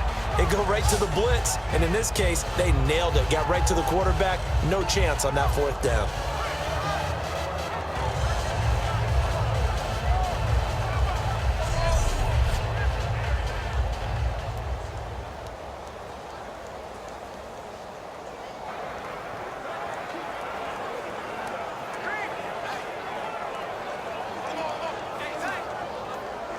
And the Seahawks get ready to trot out on the field. Last time out, they had that long 50-plus-yard field goal that they missed. And I'm sure on their sideline, they're thinking to themselves, okay, do we still want to try one if we're in that position again? And I would dare say that the answer would be yes. They're going to have a lot of confidence in their kicker. But just to be on the safe side, I'm sure they told their offensive guys, can we get a little bit closer this time? Closer. Yeah, you know, I'd rather get in the end zone first and foremost. But if all else fails, less of a field goal attempt for him. Second down following the run. Hey, 4 down, 4 down. Here we go now. Green 39. Green 39. Right back to Procise. And he'll get it out to midfield. Looks like, yeah, they'll spot it right at midfield at the 50. 7 yards there, good enough to move the sticks. That's a good, nice, crisp run for a first down. I wonder if the defense might have been loosened up a little bit, maybe anticipating a pass instead of the run that they got.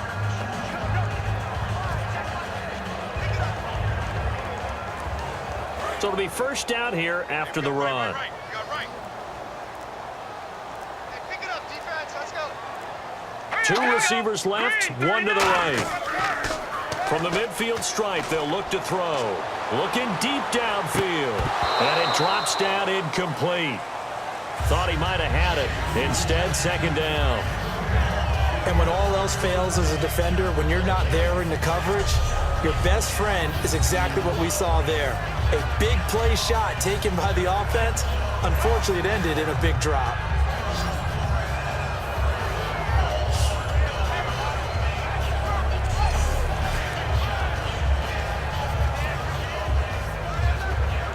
Second down now after the incompletion. 4 down, 4 down. Check. 319. 319. Davis now. And he's just going to get rid of this thing. To no one here. He throws it away. And now it's third.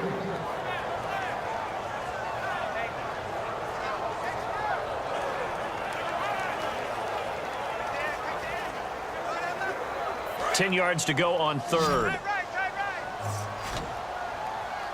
They come out 5 wide. 3 of them to the right side. On third down, he'll drop to throw. And he comes back with one complete. And he's going to have the first down, yardage to the 35. And that pickup of a first down, that's going to leave a mark because they really needed to stop them there, didn't they? So frustrating. Defensively, you're a play away from getting that football back here. Down late, tough. Now they've got to find a way to create a turnover or takeaway. Otherwise, this one will probably get away from them. Let's go. Green 39. Now a play fake here on first down. Surveying the field. It's incomplete. Took a shot, couldn't connect. But it's not been the best game for him, but he definitely tried to get by with a little help from his friend there, trying to create a big play. Couldn't do it, fell incomplete. But you're right, it hasn't been a banner game here in the second half, just trying to get going. Big thing is trying to keep confidence up and continue to fire.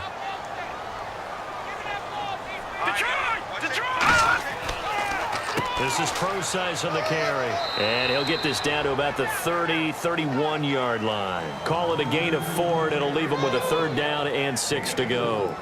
And in this situation with a lead fourth quarter, they're liking keeping the ball on the ground, I'm sure. That's just smart football, but you know the defense has to know it as well. They've got to stop them here. So now we're going to see that loading the box in a big way. 6, 7, 8, 9, whatever it's going to take, puts a little bit more pressure on your big offensive line. Nowhere to escape, and he goes down. Everson Griffin in there to get him again. The third time he sacked him here tonight. Well, the beauty of screen passes is they take a little time to develop, and they can often hit big, but sometimes they take too long to develop, and sometimes you get sacked. Yeah, what's perfectly called for a defense to attack a screen? Typically a blitz, and even though people think that the screen operates against the blitz, if you have the blitz called and you still cover the screen, now that allows your blitzers to get there.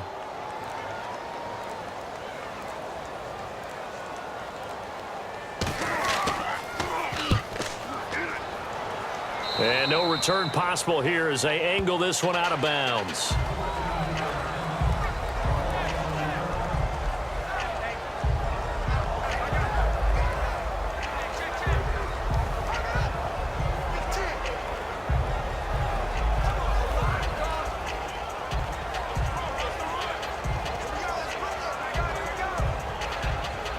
Now the Vikings offense gets set to take over here. And this offense last time turned it over, went for it on fourth, didn't get it. They're lucky, though, because no points against the team on the board, but we'll see how they respond. Yeah, they've got to get a lot of credit to their defensive teammates, don't they? They had their backs on that last series, and because they did so, that allows the coach to still stay aggressive on offense and maybe go for it again in a similar situation. I was going to say maybe makes that offense feel good when you know you've got a defense making stands like that. Yeah, that'll loosen up things a little bit, won't it? Maybe you'll play a little bit better the next time you have the ball. The offense certainly looking to score some points, but they also need ball security here late as we get down to the final moments of this one. Keenum will try again on second down. And, a crusher there as it's intercepted. A great read, and it's picked off. And they'll take over inside the 45 at the 44-yard line. Brandon, offensively, this has been a tough day for him. Trying to find a place to throw the football. It's been extremely difficult. I've got to give a lot of credit to the secondary, especially the corners who've had the receivers on lockdown.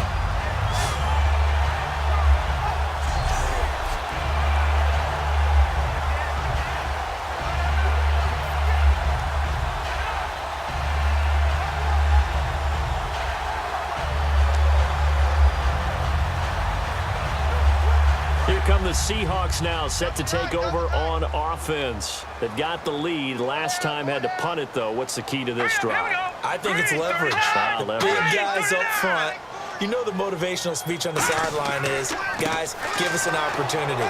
Protect the passer, create space for our runners, and let's go ahead and get these guys. Low man wins. Let's go do it on this drive. We'll watch that leverage on this drive. The fourth quarter here, they've got the lead. They want to keep it on the ground. That's what they're doing.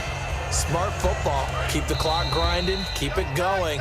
But you got to figure now, they're going to see more people stacked up at the line of scrimmage as they try and bleed it out.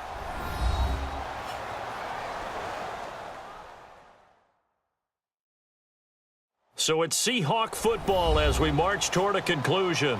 They've got a second down now as they search for a way to get this one to the finish line.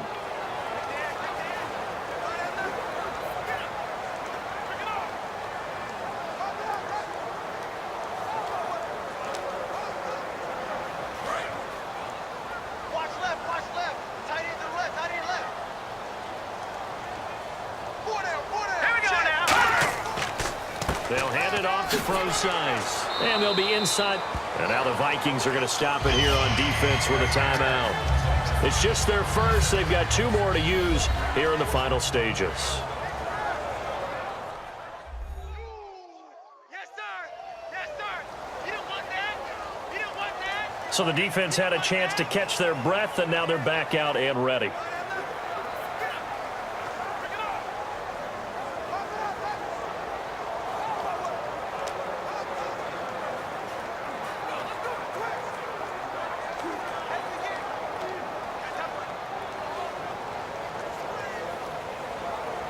So the offense has it 1st and 10. Man, I got you. Man, I got you. Now let's go. Green. On the handoff, this is Pro-Size. And he'll do a nice job here just to fight his way back to the line of scrimmage. And another timeout called by the Vikings now. That'll leave them with just one remaining in this fourth quarter of play.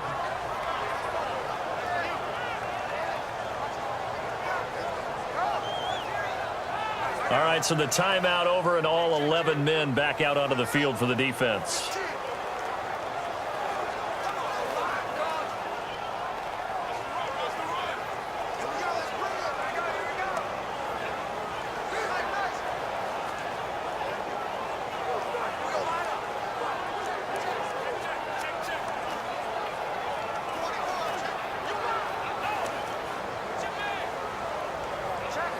Offense still needing 10 yards. Second down. Let's go! Blue, landing! They'll run it now out of the gun. And brought down, but not before they're inside the 25. Now hang on here. Timeout called by the defense. That'll be their third and final stoppage here as we step aside. So a defensive timeout, chance to regather, regroup, and get set as we resume action.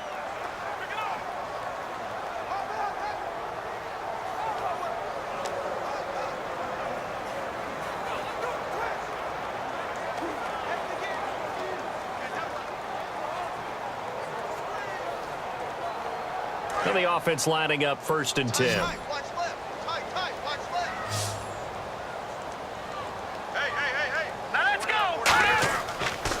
And they'll go with the ground attack here.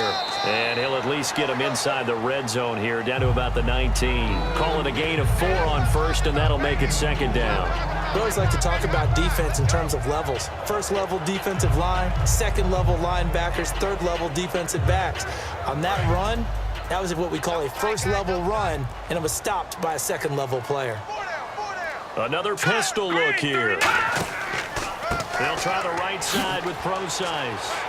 And he had a nifty little deep juke move, but he stopped shortly thereafter. It's a 6-yard run, leaves him with about a foot or so here still to go to hit the marker with third down coming up. Well, that last run makes this a 100-yard night. I've loved the way he's hit the holes. He's been quick, he's been decisive, and he's been a whole lot of fun to watch.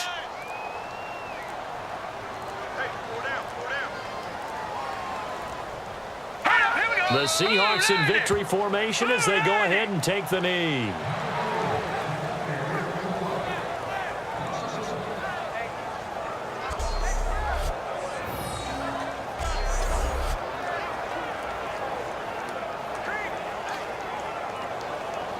So on 4th down, out trots the kicker in a big spot here. And, Charles, I think when the schedule comes out, all teams, no matter where they're predicted to finish, talk about protecting your home turf. They were able to do that here in this one. Similar to a tennis match, right? Not letting them break your serve. That way you hold on to it. They got it done, and they feel very good about that victory.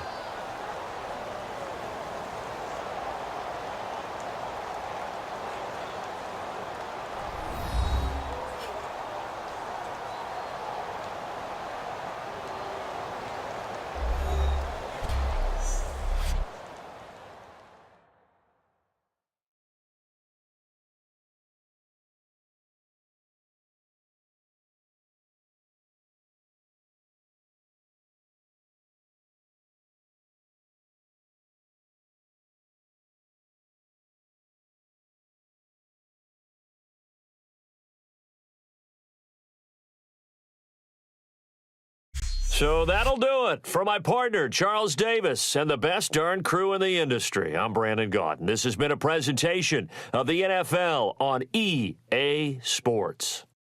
It's a win for the Seahawks here as we say so long from Seattle.